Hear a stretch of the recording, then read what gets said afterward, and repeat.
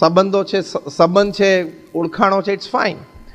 પણ એમાંથી 15-25 વ્યક્તિઓ નક્કી કરી રાખો કે આ 15-25 વ્યક્તિઓ મને મારા જીવનમાં મારે જોઈએ,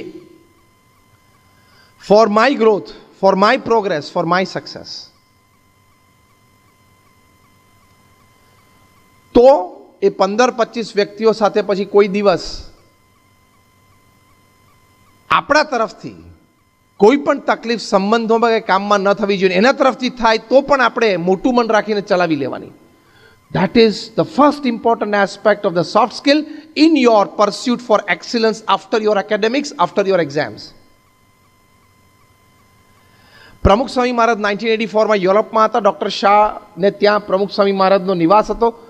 પ્રમુખ સ્વામી મહારાજ સાહજિક ભોજન લેતા હતા. તે વખતે સામે બેઠેલા સાહજિક વાતચીત થતી હતી. એમાં ડૉક્ટર શાહે કહ્યું કે સ્વામી, અમે કોઈ વ્યક્તિના સંપર્કમાં આવ્યા અને એની નેગેટિવિટી જોઈ, પછી